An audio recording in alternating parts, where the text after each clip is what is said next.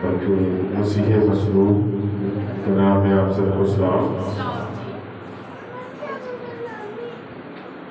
खुदावंद भला है, उसकी रहमत अपनी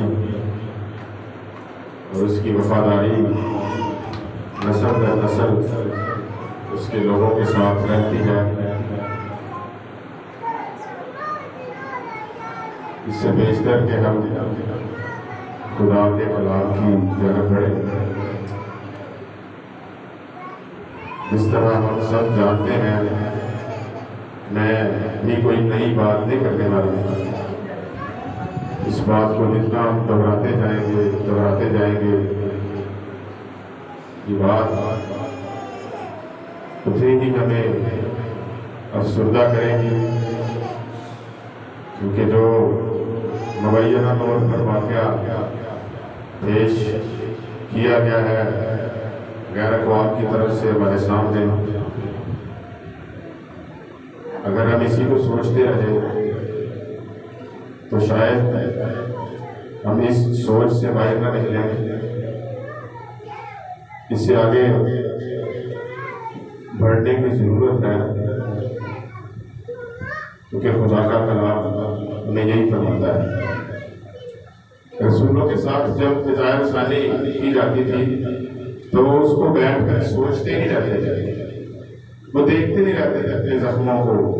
जब रसूल गिनते रहते थे कि इस बार मुझे इतने जख्म हो, वो भूल जाते, वो आगे वो जाते वो बेहतरी की तरफ आगे।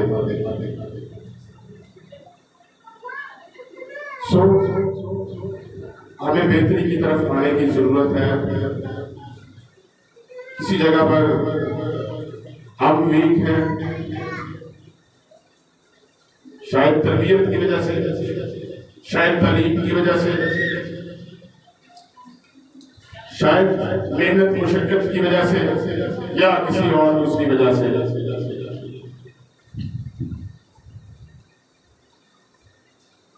इस सानिया के सामने दिल खून के आंसू होता है।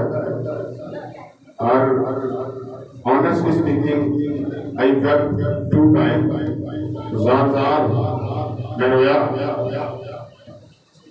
क्योंकि जब मसीह के बदन को मारा या पीटा जाता है, दर हकीकत ये दर्द की बात है, क्योंकि हम सब मसीह का बदन। I agree? हम सब मसीह का बदन है, और मसीह का बदन होने के नाते जब किसी दूसरे मसीह को जर्ब लगती है, किसी दूसरे मसीह के साथ कोई ज्यादती होती है, दर हकीकत वो हमारे ही साथ हो रही होती है, because we are body of Christ. मैंने एक पंजाबी गजल इसके ऊपर लिखी है। वो कुछ दुखी गजल नहीं है, बल्कि वो एक हकीकत है, एक आईना है।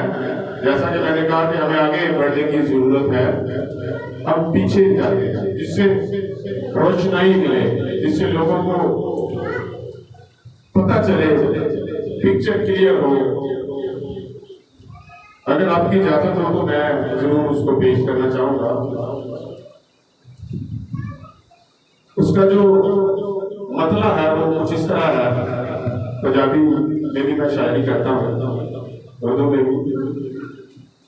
उसका मतला कुछ यूं है: साड़ लोकां नूं कमाई जांदे जन्नतां, साड़ लोकां नूं कमाई जांदे जन्नतां, अपने मोढियां ते चाई जांदे जन्नतां।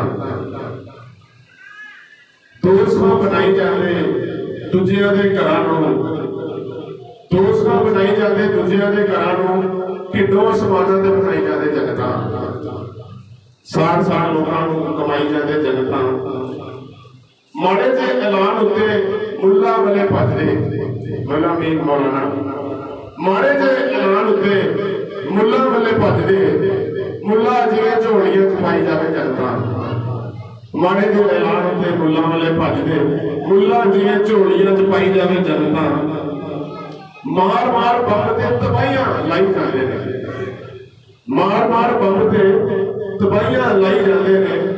बिना रोक टोक वेखो जाई जाते जनता, बिना रोक टोक वेखो जाई जाते जनता। जनता दे सोहने खुशहाल जेड़े घर सी, जनता दे सोहने खुशहाल जेड़े घर सी, एक एक करके वो ढाई जाते जनता।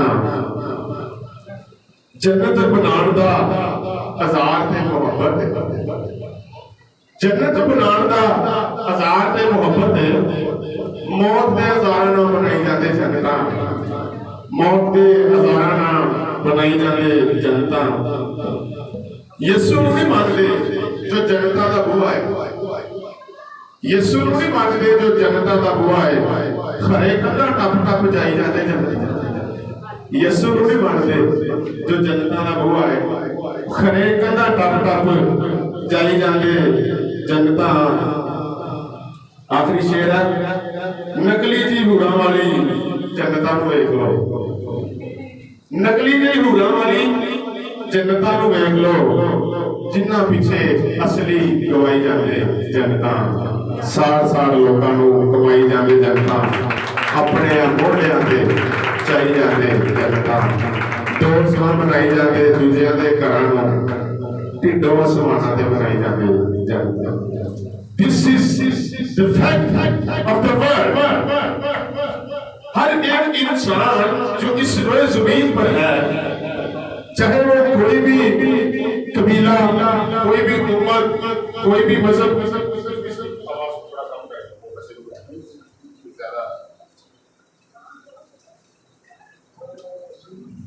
हर एक इंसान जाती तौर पे ये समझता है कि जिस अकीदे पर वो है,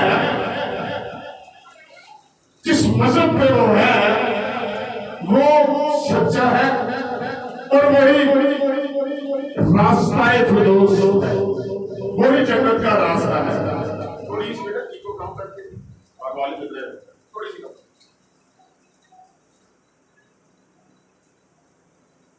और लोगों के ज़हन में यही ख्याल है कि शायद मैं जो कर रहा हूं ये जन्नत में जाने की दलील है,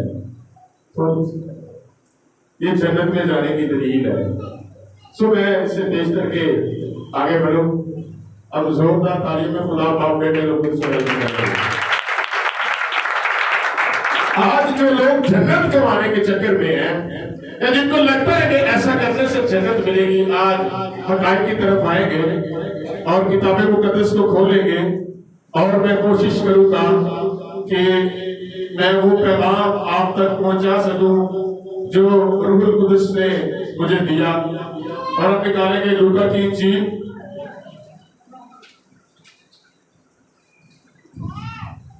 उसके 22वें बाब की 17 आयत से तिलावत करेंगे और कोई तिलावत करने में रहनुमाई करे। तसल्ली का पैगाम है और हम सब सीखेंगे कि बतौर मसीही जब हम दुख की हालत में होते हैं, अपदीदगी की हालत में होते हैं, परेशानी की हालत में होते हैं, हम जब दिलसोज होते हैं, जब दिल दुखते हैं, तो दरहकीकत क्या करने की जरूरत है। जी पढ़िएगा प्लीज। फिर उसने प्याला लेकर शुक्र किया। हम इससे बेहतर कि यीशु मसीह प्याला ले, यीशु मसीह ने रोटी दी। और हम सब जानते हैं इस मामले के बारे में कि यीशु मसीह ने रोटी और प्याला क्यों लिया। ये इशायर बानी का एक अमल है, फसा का एक अमल है। और यीशु मसीह ने रोटी ली और उसके बाद प्याला लिया और यीशु मसीह ने क्या कहा? और कहा कि इसको लेकर आपस में बांट लो, क्योंकि मैं तुमसे कहता हूँ कि अंगूर का शीरा अब से कभी न पीऊंगा जब तक खुदा की बादशाही ना आ ले। हाँ जी पढ़ते जाए। फिर उसने रोटी ली और शुक्र करके तोड़ी और ये कहकर उनको दी कि ये मेरा बदन है जो तुम्हारे वास्ते दिया जाता है, मेरी यादगारी के लिए यही किया करो। और इसी तरह खाने के बाद प्याला लेकर ये कहकर दिया कि ये प्याला मेरे खून में नया अहद है जो तुम्हारे वास्ते बहाया जाता है।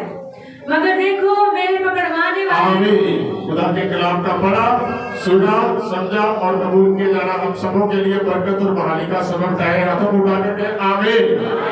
ये खुदा का जिंदा कलाम जो बहुत है, जो बरहक है, जो लाखबा है, जो लातब्दील है, जो हवाओं में उसको मुअल्लक करता है, जो सितारा को कायम करता है, जो सयारा को कायम करता है, जो कायनात को वारिस वजूद देता है, उसमें खुदा का बेटा यीशु मसीह जो अल्फाज फरमाता है वो ये है कि मेरी यादगारी के वास्ते यही किया करो।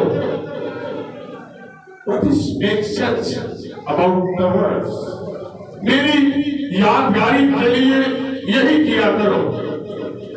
इसमें जो खुदा यीशु मसीह दरहकीकत फलसफा बयान कर रहे हैं वो दुख सहने का, खून बहाए जाने का, इज़ार-ए-सानी का, प्रोसिक्यूशन का, मारपीट का, धोखाधड़ी का, रोने पीटने का वो अमल है जो खुदावंद यीशु मसीह आपके सामने रखना चाहते हैं। मेरी यादगारी के वास्ते यही किया करो। इसके माने हरगिज़ ये नहीं है कि यीशु मसीह ने महज रोटी खाने और महज शीरा पीने का कहा है। इस बात को मद्देनजर रखने की जरूरत है। आज हम महीने के पहले हफ्ते के पहले इतवार में हम क्या करते हैं कि शहर वाले को लेते हैं और फिर लेने के बाद खुदा का शुक्र करते हैं और उसके बाद अपने घर चले जाते हैं। What is makes sense in the words? क्या सेंस बनती है? खुदा यीशु मसीह कहते हैं मेरी यादगारी के वास्ते यही किया करना। मेरी यादगारी के वास्ते जब तुम यही किया करोगे तो इसके मायने ये है कि जब तुम रोटी तोड़ोगे तो तुम्हें पता चलेगा कि हमारे मसीह का बदन हमारे लिए तोड़ा गया था, सलीब पर उसके बदन को चाक किया गया था, उसको जख्म दिए गए थे। मेरी यादगारी के वास्ते यही किया करो से मुराद ये है खुदावंद यीशु मसीह ने ये समझाया कि जब खून का प्याला मैं तुम्हें अपने नए आहद में देता हूं, इसके मायने ये है कि जब कभी तुम शीरा पिया करोगे तुम्हें पता चलेगा हमारे खुदावंद ने सलीब पर हमारे लिए खून बहाया था। This is make sense of the words. ये सेंस बनती है खुदा यीशु मसीह का। और इस बात को कहने का, प्रैक्टिस में लाने का कोई मतलब नहीं। यानी बात सीधी सीधी है कि हमने मारपीट को, बदन के टूटने को, जख्मों को और खून के बहाए जाने को अपने सिर में रखना है। यीशु मसीह ने जब ये बात कही कि मेरी यादगारी के वास्ते यही किया करो, से मुराद सिर्फ खुदावंद यीशु मसीह के जख्म नहीं थे। ये बात याद रखें, मेरे पास इसके दलाइल है, मेरे पास इसके दलाइल मौजूद है जो हमने तलावत में भी पढ़े। लिखा हुआ है, अगर हम मत्ती की इंजील पढ़े जो हमने तलावत भी की थी, 24वां बाब जरा निकाले, उसमें क्या लिखा हुआ है? सॉरी यूहन्ना की इंजील 15वें बाब की पहले 18 ऐसे पढ़ेगा। अब चूंकि हम मसीह का बदन है, मेरी बात सुन रहे हैं, चूंकि हम मसीह का बदन है तो मसीह का बदन होने के नाते हम दुख, परेशानी, मुसीबत, ये सारी चीजों का सामना करना पड़ेगा क्योंकि मसीह के मायने है मसा किया हुआ। आपने सीखा हुआ है मसीह के मायने क्या है जी फादर साहब? मसा किया हुआ किस चीज के लिए? सवाल है। मसा किया हुआ है, मसीह के मायने मसा किया हुआ है किस चीज के लिए? यीशु मसीह को किस चीज के लिए मसा किया गया था? यीशु मसीह ने कहा खुदावंद का रूह मुझ पर है, उसने मुझे भेजा है और मुझे मसा किया है। किस चीज के लिए? गरीबों को खुशखबरी सुनाओ, कैदियों को रिहा करो, कुछ लोगों को कैसे?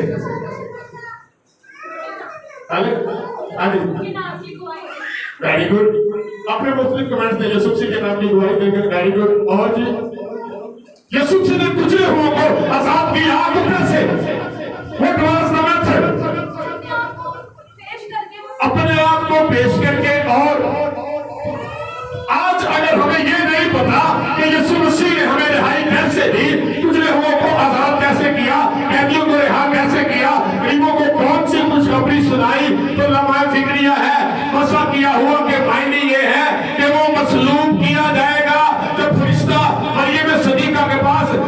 बाकरा के पास आता है, वो कहता है काला रब का, ये तेरे रब की तरफ से पैगाम है, ये तेरे बेटा होगा। वो कहती मैं तो सदीका हूं, मैं तो बाकरा हूं। वो रब्बुल मसीह क्या रब्बुल मसीह बैठ के हमारा फरिश्ते रिस्क मिनल्लाही, आसमान से मेरे लिए रिस्क आता है और मैं उस रिस्क से आसूदा होती हूँ और मैं तो किसी मर्द को भी नहीं जानती और मैं तो दामन जोड़ दूं तो फरिश्ते वजू करते हैं। तू मुझे कहता तेरे यहाँ बेटा होगा। उसने कहा मरियम सदीका, ये पैगाम मेरा पैगाम नहीं, ये गवाही मेरी गवाही नहीं, ये बात मेरी बात नहीं, बल्कि काला रब का, ये तेरे रब का पैगाम है कि तेरे बेटा होगा और वो बेटा कोई आम बेटा नहीं होगा, वो बेटा वजीहन फी दुनिया वल आखिरत होगा। वो बेटा ऐसा बेटा होगा, अजायब उसके हाथों से होंगे, वो मुर्दों को आवाज मारेगा, मुर्दे जी उठेंगे, वो कोड़ी पे हाथ रखेगा, कोड़ी बात साफ हो जाएंगे, वो अंधों की आंखों पे हाथ रखेगा, अंधे बेदाई पा जाएंगे। वो कोई आम बेटा नहीं होगा और तो उसका नाम यीशु रखना, वही अपने लोगों को उनके गुनाहों से निजात देगा। हालेलुया। और निजात कैसे देगा? निजात कैसे देगा? यीशु मसीह की पैटर्न के लिए भी आपको पता, मसलूब होकर, हालेलुया, मसलूब होकर उसका बदन तोड़ा जाएगा, उसके मुंह पे तमाचे मारे जाएंगे, उसको पीटा जाएगा, यरूशलेम की गलियों में उसको घसीटा जाएगा, कोई कलवरी तक उसको मारते हुए लेकर जाएंगे। वो अपने लोगों को उनके गुनाहों से निजात देगा। ये मायने है। रसूल कहता है यीशु मसीह की मुनादी करते हैं, बल्कि मसीह मसलूब की मुनादी करते हैं। अगर ये सलीब क्रिश्चियनिटी में से निकाल दी जाए, जिसको लोग निकालने की कोशिश करते हैं, जिसकी मुखालफत की जाती है, जो दर्द की निशानी है, जो मोहब्बत की निशानी है, अगर ये क्रॉस, हॉली क्रॉस, जिसको तोड़कर फेंका गया, जिसके लोग अगेंस्ट हैं, जो अबलीस को अच्छी नहीं लगती, जो अबलीस को टीस करती है, जो उसको तंग करती है, इसलिए कि इसके ऊपर तमाम परिणों इंसान की मजाक होती है, इसीलिए वो कहता है जब कभी तुम खाओ और ये लहू पियो मेरी यादगारी के वास्ते यही किया करो। हम ये करते हैं, हम ये करते हैं जब खुदा और यीशु मसीह का बदल लेते हैं बतौर रोटी, जब शीरा पीते हैं बतौर खून, तो हम ये याद करते हैं कि खुदा और यीशु मसीह हमारे गुनाहों के लिए दफन किया गया, उसको मारा गया। लेकिन एक बात हमेशा भूल जाते हैं, सलीब पर अगर यीशु मसीह का बदन था, सलीब पर अगर यीशु मसीह का खून बहाया गया, सलीब पर जो बॉडी हैंड थी अगर वो मसीह की थी, तो हम मसीह का बदन है। बाइबल ये फरमाती है तुम मसीह का बदन हो, you are the body of Christ. और मसीह के बदन के लिए वाजिब है कि उसको तोड़ा जाए, उसको मसलूब किया जाए, उसका खून बहाया जाए। ये कोई नई बात नहीं है, कमाल की किताब में पढ़ के देख ले, रसूलों को रसानी का सामने रहा, पतरस को, यूहन्ना को, सारे शागिर्दों को मर कर दिया गया, शहीद कर दिया गया। हम कोई नए नहीं है, मैं आपको तसल्ली देना चाहता हूं, हम कोई नए नहीं है, ये बात याद रखें। अगर हम ये सोचे कि ना ना ना ना हमारे साथ ऐसा नहीं हो सकता, हम तो खुदा के लोग हैं, हम तो जोर और जो जग में उसके लोग हैं, हमारे साथ ऐसा नहीं होना चाहिए, गलत बात है। किताब मुकद्दस शहादत देती है इस बात की।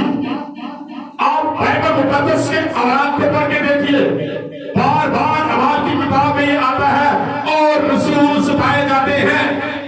इब्तदाई शहीद स्टेफनस को देखिए, हैकल के बरामदे में उसको स्टोनिंग करके पत्थर मार मार के मार दिया गया, मगर उसके ऐसे अल्फाज नहीं थे कि अब आप ये गर्क हो जाए, अब आप ये मर जाए, अब आप आसमान से आ गए। He was sent on that time। उसने कहा अब आप ये गुनाह इनके जिम्मे ना लगाना। हालेलुया। उसने कहा अब आप ये गुनाह इनके जिम्मे ना लगाना। मैं एक दिन पढ़ता हूँ, सोचता रहा, एक ऐसा जज्बा, this is not the nature of the man being. किसी इंसान की नेचर नहीं है, कि अगर कोई आपको एक तमाचा मारता है, कोई दुनिया में ऐसा इंसान नहीं है सिवाय मसीह के जो दूसरा भी फेर दे। कौन ऐसा इंसान है जो अपने दुश्मनों के लिए दुआ कर सकता है कोई? This is not the nature of the human being. एक इंसान की ये नेचर नहीं हो सकती, ये बाइबल भी वाज़ेह कहती है। इसीलिए रसूल वाला क्या सिखाता है? रसूल कहता है बस अब जो मसीह यीशु में है वो नया मखलूक है। हालेलुया। जो नया मखलूक है वो ये कह सकता है, उसको कत्ल भी कर दिया जाए, वो ये कह सकता है अब आप ये गुनाह इनके ज़िम्मे ना लगाना। इसलिए स्टीफनस ने अपने आंखों से, उसके लबों से, उसकी जुबान मुबारका से, जुबान तकद्दुस से ये सवाल फरमाया था। जब वो सलीब पर लटका हुआ था, उसका बदन जख्मों से छलनी था, उसके सर में कांटों का ताज था, उसकी आंखें गोया दर्द की शिद्दत के बारे खुल नहीं पा रही थी, और जिस्म के ऊपर जो है वो इस कदर जख्म थे कि हम उसकी ताब नहीं ला सकते। और मेरा आका मौला शरीफ को फरमाते हैं, रसूल ने फरमाया बाप इनको माफ कर क्योंकि ये नहीं जानते ये क्या करते हैं। Hallelujah. This is the root of the Christianity, this is the spirit of the Christianity, the forgiveness is the spirit of the Christianity. माफी अगर इसमें से निकाल दी जाए, इस किताब मुकद्दस में से अगर माफी निकाल दी जाए, इस सलीब के मंजर में से अगर माफी निकाल दी जाए, माफी को स्नैच कर लिया जाए, खींच लिया जाए, पूरा कर लिया जाए, आपकी मसीहियत गलत हो जाएगी। ये बात याद रखें। अगर मसीहियत के अंदर माफी नहीं है, अगर मसीहियत के अंदर दर्द को सहना नहीं है, तो ये मसीहियत नहीं है, ये कुछ और ही है, ये मॉडर्निज्म है। मैंने यीशु मसीह की तालीम में देखा, मैंने रसूलों से सीखा, मैंने बाइबल मुकद्दस में से यही सीखा है, माफ कर तो तुझे भी माफ किया जाएगा। आज ये पैगाम था। बाकी मैं आपकी तसल्ली के लिए अपने पास चंद आयात रखता हूं। ये नहीं है कि मैं यहाँ पे बोल के चल करके आपकी कितनी बड़ी ज्यादती के बाद आपको तसल्ली का पैगाम दूं, यही दूंगा कि माफ कर दो। आगे मेरे पास इसके रिवेंज मौजूद, आगे मेरे पास इसके बदले मौजूद है, आगे मेरे पास है जो खुदा का कलाम आपको तसल्ली देने के लिए फरमाता है। वो खामोश नहीं रहेगा, वो खामोश नहीं होगा। जिसका नाम साबिर जंग है, वो खुद जंग लड़नी जानता है। उसने कहा तुम खामोश रहोगे, खुदा तुम्हारी तरफ से जंग करेगा, क्योंकि ये जंग खुदा की। अब आफ्टर ऑल ये कर सकते हैं और कुछ भी नहीं कर सकते, ये बात याद रखिए। तो तुम्हारे मसीह आप बदला नहीं ले सकते। आप चाहते कि हाँ अपने आप को बेहतर जरूर करें, तो उस कैलिबर में आए कि आप तक कोई हाथ ना डाल सके, कोई हाथ ना पहुंचा सके, लेकिन आप बदला नहीं ले सकते। कत्ल के बदले कत्ल नहीं कर सकते। This is not the teaching of the Christ. ये बात याद रखिए। यीशु मसीह की ये तालीम नहीं है कत्ल के बदले कत्ल। मंसूर फरमाते हैं उन्होंने गाली के बदले किसी को गाली देना, ना तमाचे के बदले से किसी को तमाचे मारे। तुम बरकत के वारिस होने के लिए बुलाए गए हो, लानत ना करो। ये बात नहीं पाओ। किताब मुकद्दस में बड़ी खूबसूरत आयत मिलती है। यूहन्ना की इंजील 15वें बाब की 18 आयत से तिलावत कीजिएगा। मैं इसकी तफसीर करता चलूंगा आगे। जी पढ़िएगा प्लीज। अगर दुनिया तुमसे अदावत रखती है, अगर दुनिया तुमसे अदावत रखती है, तो तुम जानते हो कि उसने तुमसे पहले मुझसे भी अदावत रखी है। अच्छा, इसमें एक शर्त है। मैंने पहले बताया जहां पर लफ्ज अगर आता है ना, उसमें शर्त होती है। अगर तुम ये करोगे तो फिर मैं ये करूंगी, अगर तुम ये करोगे, अगर जहां पे लफ्ज उसमें शर्त होती है। ये बात याद रखें, वो मशरूत बात होती है। क्या लिखा हुआ जी? अगर दुनिया तुमसे, इसका मतलब अगर दुनिया तुमसे अदावत नहीं रखती। आज सुने, अगर तुम दुनिया के होते तो दुनिया अपनों को अजीज रखती। इसका मतलब ये है अगर दुनिया तुमसे अदावत नहीं रखती तो तुम्हारे मसीही मसीहियों, अगर ये दुनिया तुमसे नफरत नहीं रखती, इसका मतलब है तुम दुनिया के हो। क्योंकि दुनिया अपनों से अदावत नहीं रखती, ये दुनिया का रूल है। यीशु मसीह ने कहा अगर दुनिया तुमसे अदावत रखती है तो तुम दुनिया के हो। और कौन हमें से ऐसा है जो दुनिया का बनना चाहता है?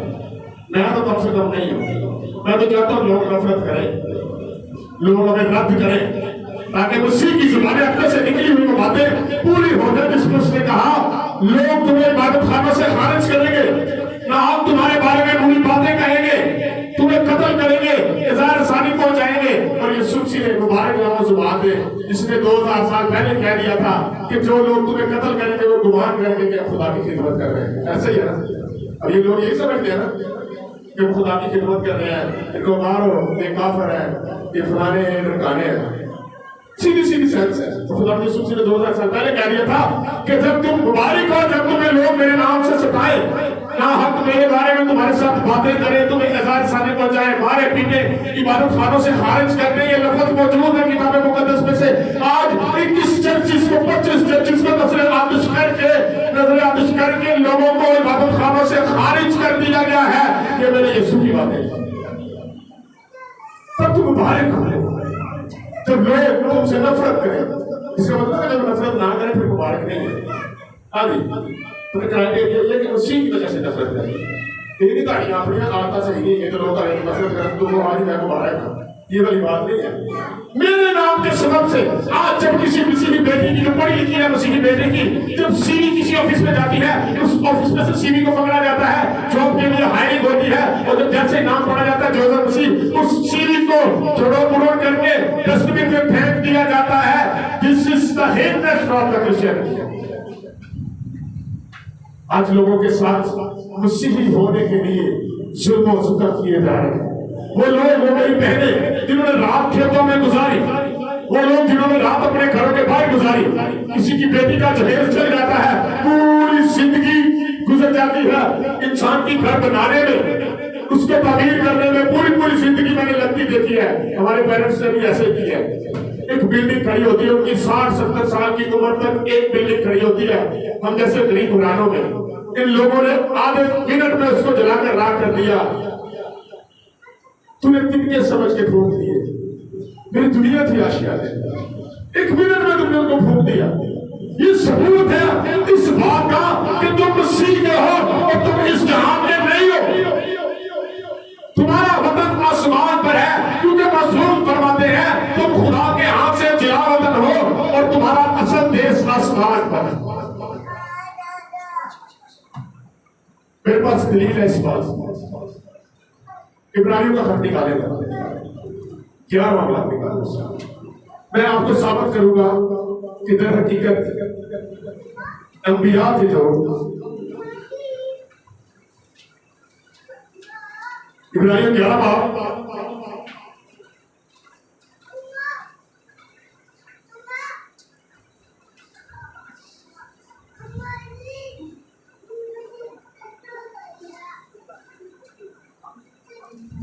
हाँ जी, आप इसको जरा पढ़ेगी 8 आयत से जरा तिलावत कीजिएगा प्लीज। ईमान ही के सबब से इब्राहिम जब बुलाया गया तो हुक्म मांगकर उस जगह चला गया जिसे मिरास में रहने वाला था। बाद लोग कहते हैं जी ईमानदारों का बाप था, इसने सिर्फ ईमान ही रखा था। यहाँ पर बात लिखा हुआ है ईमान ही के सबब से इब्राहिम जब बुलाया गया तो उसने क्या मांगा जी? हुक्म मानकर आगे बढ़े जी। उस जगह चला गया जिसे मिरास में लेने वाला था। आगे बढ़ते जाए। और अगरचे जानता ना था कि मैं कहाँ जाता हूँ, उसको पता नहीं है। अब्राहम की बात जरा बात गौर से सुनने वाली है। आगे बढ़े। तो भी रवाना हो गया। ईमान ही से उसने मुल्के मौत में इस तरह मुसाफिराना तौर पर मुल्के मौत के मायने ये है वादा की हुई सरजमीन जो खुदा ने कहा था अब्राहम अपने खैमे से बाहर निकल, तुझे मैं 2 खुशखबरियां देने वाला हूँ। अब्राहम बाहर आ जाता, खुदा का हुक्म था। उसने क्या करा? एक मुट्ठी रेत तो था, क्योंकि मुल्के के नाम की जो सारी सरजमीन है वो सहरा पे उठता है। अरब का जितने एरिया दशके सीमा जो है वो सारा रेत के ऊपर है। एक मुट्ठी तो बदला रेत की, खुदा को क्या ऐसे तो भर तो सही जरा अब्राहम ने मुट्ठी भर ली जी। खुदा का क्या करता है? इसको जरा गिन। अच्छा खुदा ने तो दिया, उसे तस्ले गिनना शुरू कर दी। खुदा को बड़ी अजीब सी बात है, ये तो गिनी नहीं जा रही, बहुत छोटे छोटे से है। अच्छा चल इसको फेंक दे, थोड़ा सा आगे जा। खुदा आ गया अब्राहम के साइज आसमान के सितारों की तरफ देखता है। इनको जरा गिन। अच्छा खुदा का हुक्म है, मैं गिनना शुरू करता हूँ 1 2 3 अब्राहम फिर उलझ जाता, फिर कहता है खुदा ये भी नहीं गिने जा रहे। अगर ये गिने नहीं जा रहे, आज तू 70 साल का बुजुर्ग है और ये खुशखबरी मेरी तरफ से सुन ले, तेरी औलाद रेत के जर्रों से ज्यादा, आसमान के सितारों से ज्यादा होगी जिनको तू गिन नहीं सकता। और एक मुल्क तुझे दिया जाएगा और वो मुल्क को 6 मरले 7 मरले 8 नाल 27 मरले का नहीं है, पूरी मुल्क के किनार की सरजमीन जहां जहां तक तेरी नजर जाती है, तेरी नजर का लेंस जहां तक जाता है, वो जगह तेरी है।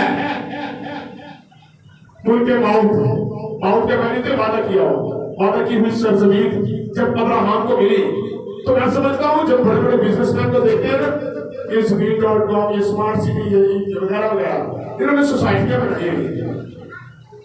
लेकिन बात करने का मकसद ये है, इतनी बड़ी सरजमीन मिलने के बाद भी बुजुर्ग के बारे में लिखा हुआ है, उसने इस जहान में, इस मुल्क माउद में मुसाफिराना जिंदगी बसर की।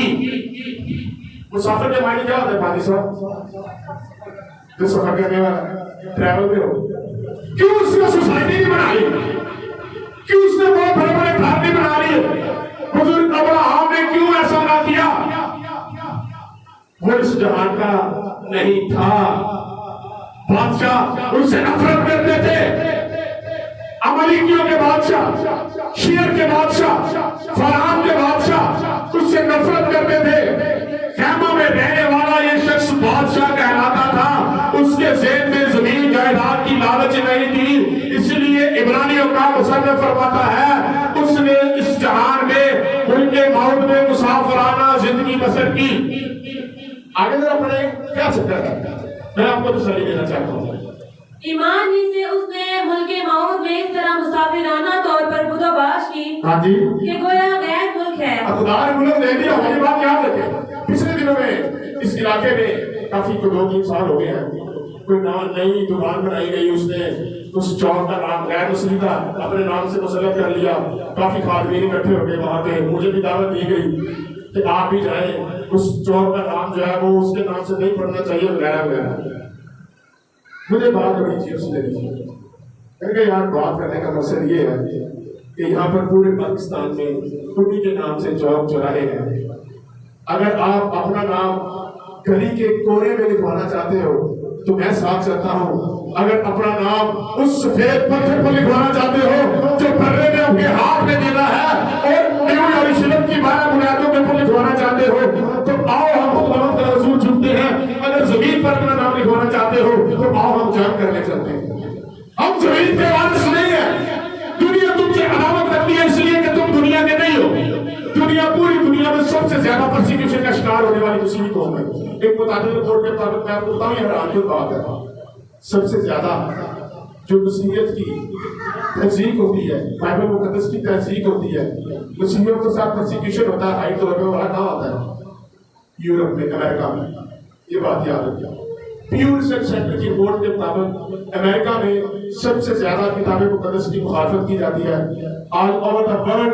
ये किताब है इंडोनेशिया में, इंडिया में, ईरान में, इराक में, अफगानिस्तान में, पाकिस्तान में, हिंदुस्तान में, चाइना में, कोरिया में बैन है किताब, उसको बैन किया गया है। मैं आपको बताना चाहता हूँ ये हकीकत से पर्दे उठाने वाली किताब है। ये बताती है इंसान तो गुनाहगार है, तेरे अंदर गुनाह पाया जाता है, तू आदम के सबब से गुनाहगार है, तुझे मसीह के पास आना होगा। ये किताब सारे वर्गों को साफ करके बताती है, इसीलिए इसकी मुखालफत होती है। और जब हम बिला जवाब आवाज़ बुलंद ये कहते हैं इस दुनिया में प्रेज़ द लॉर्ड, हालेलुया, खुदावंद की तारीफ हो, इब्लीस की जितनी फौजें हैं वो जगित आ जाती हैं, उनको जालस होती है, क्योंकि तुम्हारे अंदर खुदा का रूह बसा हुआ है और तुम खुदा का मक़दस हो। और जब तुम्हारे अंदर खुदा का रूह बसा हुआ है, एक ऐसी स्पिरिट भी है जो खुदा की मुखालफत करती है, जब वो आपके सामने आती है, आपके बदन को तो मार सकती है, आपकी हड्डियों को तोड़ सकती है, आपके बदन को जला सकती है, आपके घर को छीन सकती है, आपकी इबादत को ढा सकती है, मगर जो आपके अंदर यीशु मसीह का जिंदा ईमान पाया जाता है, उसे ना हमें मौत जुदा कर सकती है, ना जिंदगी, ना घूमते, ना आने वाली चीजें, ना इस्तेमाल की चीजें। इसी यीशु की मोहब्बत आप छीनते खून का एक कतरा हम बहा देंगे, लेकिन इंजील को फैलाने से बाज नहीं आएगी। हमारा वकीला ही है मुकद्दस हुजूर पॉलीकार्प स्मिर्ना की कलीसिया का दूसरा बिशप यूहन्ना रसूल का शागिर्द, उसको 70 साल की उम्र में कैसर की हुकूमत के पास लाया गया। उसको कहा गया कि यीशु मसीह को बादशाह मानने से इनकार कर, रोम की सल्तनत के कैसर को बादशाह मान। अगर तू ऐसा करता है तो ठीक है, अगर तू यीशु मसीह का इनकार नहीं करेगा, हम तेरे बदन को आग लगा देंगे और तुझे बांध दिया जाएगा, और बांधने के बाद तुझे जाकर की खाल के अंदर सी दिया जाएगा और तू कुड़ते कुड़ते मर जाएगा। तेरे पास सिर्फ एक ही रास्ता है, कैसर को कबूल कर, उसको बादशाह मान। रसूल बड़ा क्या कहता है, बड़ी खूबसूरत बात सुनो। 70-80 साल का बुजुर्ग है, सफेद बाल सरवर है, उसने कहा मुझे भागने की जरूरत नहीं है, मैं तो भागने नहीं लगा। अरे मसीह की खातिर एक जान क्या, एक बदन क्या, 100 भी होती तो मैं उसके नाम पे कुर्बान कर देता। उसने 70 साल मेरे साथ वफादारी की है, सलीब पर हम सबों के लिए अपना लहू बहाया है। कैसे तेरी बादशाह, एक तरफ मेरा यीशु बादशाह, एक तरफ क्योंकि वो बादशाहों का बादशाह है, उसकी रान और पोशाक पर लिखा है वो बादशाहों का बादशाह है। मुझे अभिमान दिया। मरकस रसूल को 70 के करीब यरूशलेम की गलियों के बीच में घोड़ों के पीछे रस्सियों से बांध कर घसीटा गया। उसका पूरा बदन जख्मों से चल रही है, उसके ये फेस सारा जख्मी है, उसको मारा जा रहा है। फिर 10 मिनट के घसीटने के बाद फिर सांस दिलाई जाती है। रिवायत ये बताती है, बुजुर्ग मरकस रसूल से ये कहा जाता है यीशु मसीह का इनकार कर। उसने कहा मार भी दोगे, जान भी चली जाएगी, आखिरी हरकत भी अगर जुबान में रहेगी तो यही अल्फाज निकलेंगे, मेरा मसीह मेरा बादशाह है, वही मेरा खुदावंद है, वही मेरा आका है। हालेलुया। कितना दोबारा, कितना दोबारा। दुनिया की सब कौमें तुमसे क्या कहेंगी, तुमसे दावत देंगी। एक हवाला जरा निकालो, मत्ती की इंजील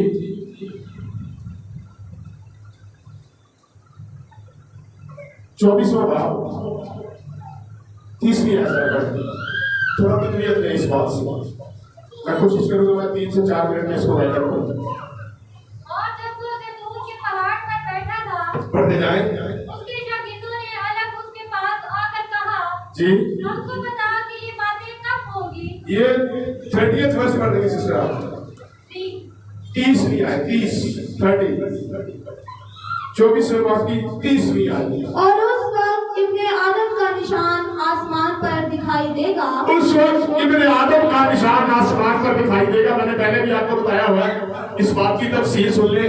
कलाम मुकद्दस में बात है, लिखा है कि तुम्हें कहेंगे यीशु मसीह खेत में है, या उस पहाड़ी पर है, या उस मुल्क में है, या यरूशलेम में, या चाइना में है, या इंडिया में है, या पाकिस्तान में है, या अब्रॉड में है, यूरोप से निकल रहा है।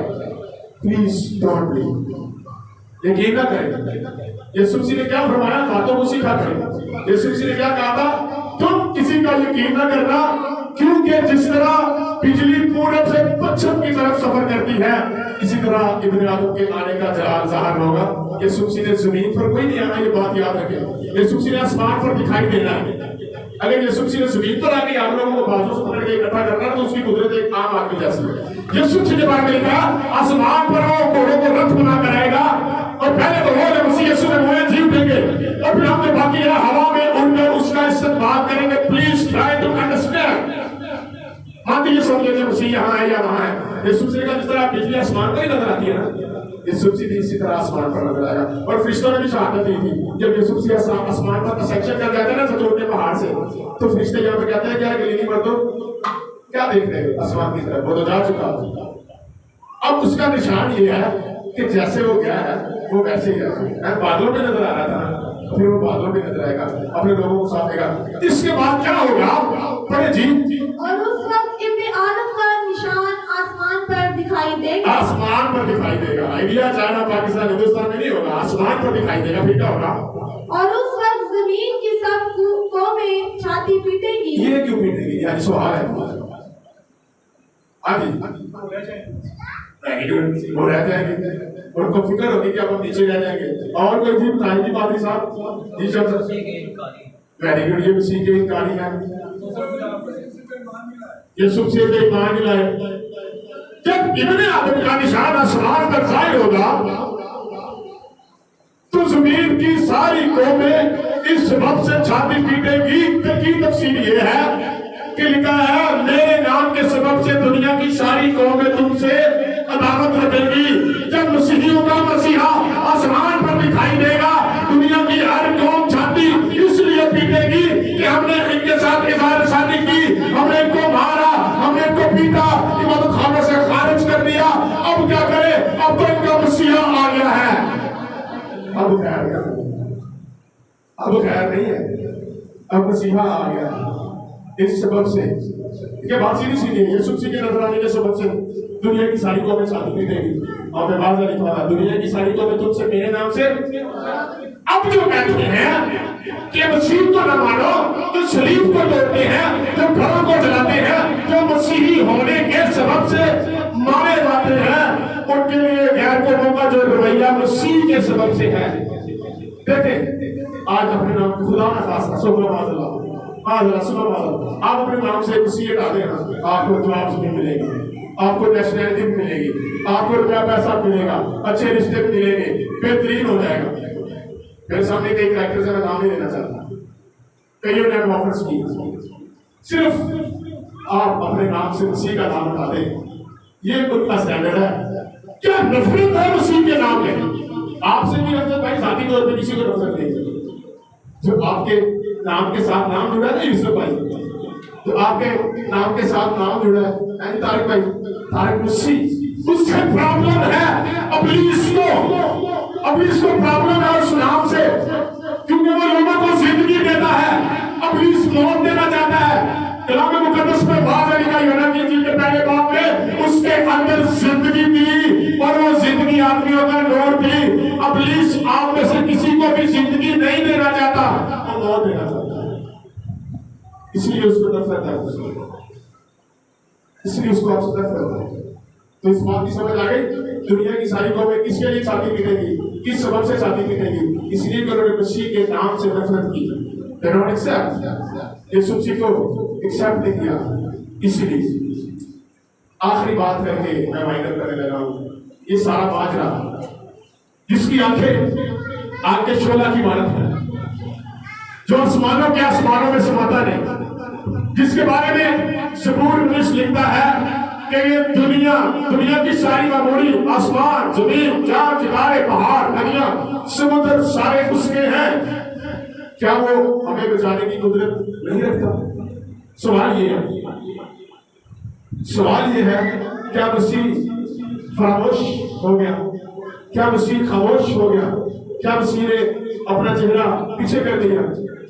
मैं आपको बताना चाहती हूँ, अगर आप कुरिन्थियों का खत पढ़े 7वें बाब की 23वीं आयत में बड़ी खूबसूरत आयत लिखी है, जरा पढ़ी नहीं तो मैं कहता हूँ अच्छी बात है। क्या लिखा है जी वहां पे? पहला कुरिन्थियों 7वें बाब की 23वीं आयत 23 जी। तुम कीमत से खरीदे गए हो,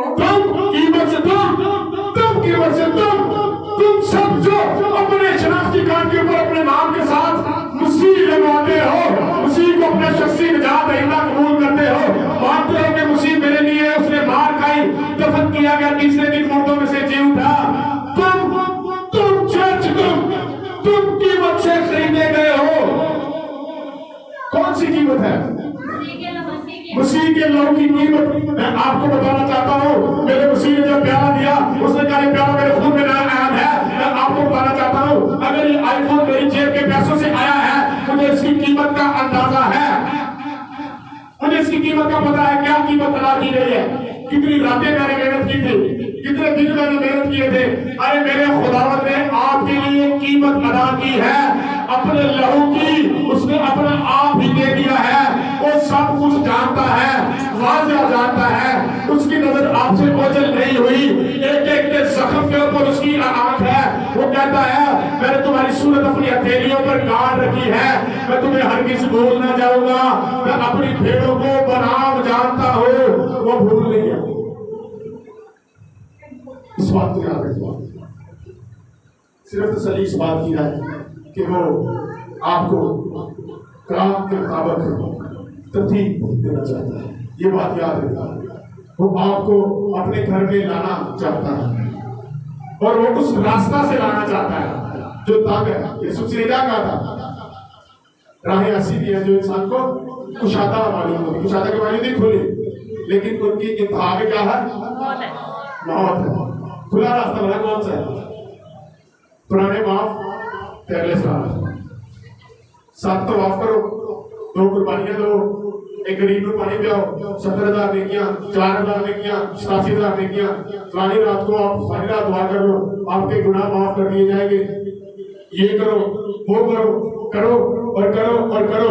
लेकिन यीशु मसीह की सल्वेशन के अंदर ये करो वाला कंसेप्ट खत्म है। यीशु मसीह ने क्या कहा? ऐ थके मांदे, बोझ के दबे हुए लोगों, सिर्फ मेरे पास आओ तो मैं तुम्हें आराम दूंगा। Please try to understand. इस बात से तकलीफ में ये ना सोचेगा खुदा में भूल गया, इसमें उसकी मसलहत है। कलाम लिखा है, कौन है जो खुदा की हिकमत को जाने, कौन है जो उसे तालीम दे कि खुदा यीशु मसीह सारा कुछ देख रहा है, उसने अपने लहू की कीमत से आपको खरीदा हुआ है। बराए मेहरबानी इस बात को अपने मध्य मुकाबल रखा करें। और रसूलों की बात करते हैं, अमान की किताब पढ़े जाके, जहाँ पे हैडिका रसूल सिखाए जाते हैं। ने एक पैरालाइज शख्स को, एक लंगड़े शख्स को, लूले लंगड़े शख्स को साइकिल के दरवाजे के बाहर शिफा दिया और उन्होंने कहा क्या? सोना चांदी तो मेरे पास है नहीं, बस यीशु मसीह नासरी के नाम से ऊपर चल पे। फरीसियों को इस बात का पता चला, उनको पकड़ के मारा। हाँ जी, इनका कसूर क्या है? और कसूर ये है कि अपने एक लूले लंगड़े को यीशु मसीह के नाम से शिफा दे दिया। ये कसूर है? अच्छा लिखा है। उन्होंने कहा, उनको पकड़ा, मारा और पीटा, यूहन्ना रसूल पतरस रसूल को, और कहा आइंदा कोई यीशु का नाम लेकर मुनादी ना करना। भेज दिया भाई। अब यूहन्ना रसूल पतरस रसूल दोनों मारे। मैं अक्सर सोचता हूँ याद ही होता, बड़ा याद तो उन्होंने मारा यार, तो बड़ा दुख हो रहा। हाँ यार पतरस, ये तो यार बहुत जोर में मारे, बड़ा परेशान। पतरस आगे से क्या कहता है? अरे ये बाहर पीटे के लग है, इसको साइड में कर दो। अरे हम खुदा का शुक्र करते, उसने हमें इस लायक को समझा कि हम उसके नाम से तमाचे खाए, मार खा सके। अजीजों मैं बताना चाहता हूँ, ये आपके लिए बरकत की बात है। मैं ये नहीं कहता कि आप जानबूझ कर जाके मारे खाए पीटे। हादसाती तौर पर अगर ऐसा कुछ हो जाता, दिल को मायूब नहीं करना, ये बात याद रखें। किताब मुकद्दस वाज़िया फरमा दिया, मुकाशफत की किताब में लिखा हुआ है, जान देने तक वफादार रह तो मैं तुझे जिंदगी का ताज दूंगा। और यीशु एक जगह में फरमाता है, मुसीबत आ जाती है बनी इस्राएल कौम पे। आप यीशु की किताब पढ़ के देख लीजिएगा, घर में जाकर पढ़िएगा, टाइम नहीं है। और यीशु से मुझसे काफी पता आता है, बनी इस्राएल कौम पे इसी तरह मुसीबत आ जाती है, परेशानी आ जाती है, काफी लोग बीच में से नफरत हो जाते हैं, भाग जाते हैं। और यीशु को भी कहते हैं आया हम भी उन्हें तो नाल भेजे आया जान पा देगी। उसने कहा तुम तो जिधर जाते हो जाओ, ये तुम्हारी मर्जी है। रही मेरी और मेरे घराने की बात, सो हम तो खुदावंद ही की प्रस्तिश करेंगे। हालेलुया। अब तक खुदावंद की प्रस्तिश करेंगे। रहेगा नाम सदा दिन और मसीहा, रहेगा जब तलक सूरज मसीहा। हालेलुया। और रोमियो का मुसन्निफ कहता है, कौन हमको मसीह की मोहब्बत से जुदा कर सकता है? घरों से निकालना, चर्चिस को शहीद करना, घरों को शहीद करना, सलाम को जला देना। अरे रसूल ने उससे कई ज्यादा भयंकर बातें की है। उसने कहा, कौन हमको मसीह की मोहब्बत से जुदा कर सकता है? न मुसीबत, न तंगी, न काल, न भूखा, न खतरा या तलवार, बल्कि खुदा बाप की मोहब्बत मसीह यीशु के वसीला से जो हमारे दिलों में बस गई, उससे बिना मौत जुदा कर सकती है। हालेलुया। न जिंदगी, न हुकूमतें, न रियासतें, न हाल की चीजें, न आने वाले दौर की चीजें, कोई हमें मसीह की मोहब्बत से जुदा नहीं कर सकता। तो क्या करें? ये बात याद रखें, अपने जेब में रखें। और खुदा जब अपनी कौम को उनके मिस्र से निकालता है, पता क्या होता है? लिखा हुआ है, और मैं आज रात उनके मिस्र से गुजरूंगा और एक दो ढाई तलवार के साथ निकलूंगा। अगर ऐ फिरौन तूने अपना जुल्म ऐसे ही जारी रखा, आज ही रात जब मैं मुल्क मिस्र से गुजरूंगा तेरे पलोठे मार दिए जाएंगे। जब खुदावंद गजब में आता है तो याद रखे, सुन ले गैर कौम जब हमारा खुदावंद गजब में आता है कोई उसके सामने ठहर नहीं सकता। इस बात को ना समुद्र, ना पहाड़, ना बादशाही, ना रियासत, ना मलकियत, ना कोई गवर्नमेंट, ना लड़ा, ना थे। जब खुदावंद का उसका गजब जब नाज़िल होता है मुझसे बाबू के सामने पहाड़ों को मैदान कर देता है। हालेलुया उसके सामने। और आखिरी बात है, अब उसने मसीह मसलूक बन के नहीं आना। सुन ले तो गैर कौम में सबसे ज्यादा सुने जो ओवरऑल वीडियो के जरिए से देखते हैं, खौफ खाए उसकी जात से। अब वो ह्यूमन बीइंग नहीं आएगा, वो आ गया, एक दफा मसलूक हो गया, आ गया खादम की सूरत में, आ गया इंसान बन के। अब अगर उसके बारे में पढ़ना है तो मुकाशफत की किताब पढ़े, खौफ खाए, उसके लोगों को तंग ना करे, उसके बारे में लिखा हुआ है। और उसकी आंखें आग में शोला की मानद, उसके बाल सफेद ऊंट की मानद, उसके पांव तपाए हुए पीतल की मानद है, उसके मुंह से एक तेज धारी तलवार निकलती है। और मैं बताना चाहता हूँ यूहन्ना उसके सामने मुर्दा से गिर पड़ता है। यूहन्ना कौन था? यीशु मसीह का वो गिरता है जिसे यीशु मसीह सबसे ज्यादा प्यार करता है। कैसे गिरता है? जिसके आगे किताब में लिखा है मुर्दा। उसके जलाल के सामने कोई डर नहीं सकता, लेकिन उसका चेहरा ऐसा जैसा तेजी के वक्त आफताब होता है। उसकी आवाज समुद्र के पानी की गरज की सी थी। जैसे ही मैंने उसको देखा मैं उसके पांव में मुर्दा सा गिर पड़ा। तुम्हारे को तो जलाल भी होना करिएगा, वो तुम्हारे को तो मसा भी होना करिएगा, तुम्हारे पास तो मसा भी ऐसा नहीं है। यूहन्ना अगर उसकी उंगलियों के सामने मुर्दा सगिर पड़ता तुम नेस्त हो जाओगे, खाक राख हो जाओगे। ये बात याद रखो। और फिर वो कहता है खौफ न कर, देख मैं मर गया था, अब जी उठा हो, अब्दुल आबाद तक जिंदा रहूंगा। मौत और आग की कुंजियां मेरे पास है, मेरे बंद किए को कोई खोल नहीं सकता, मेरे खोले को कोई बंद नहीं कर सकता।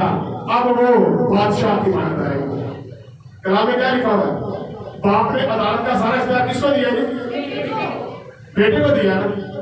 अब उसके आदत बन क्या है, ये बात याद रखिए। गैर कौमों से मैं सवाल कर रहा हूँ, मसीहियों को तंग करते रहे, हम सहने के लिए तैयार हैं, लेकिन याद रहे अब के मसीहा मसलूब होने के लिए नहीं आएगा। अब वो बादशाह की मानद आएगा जिसके बारे में मुकाशफत की किताब में लिखा हुआ है। और मैंने एक घुड़सवार को सफेद घोड़े पे आते हुए देखा, उसके हाथ में एक तलवार थी और वो फतह करता हुआ आया।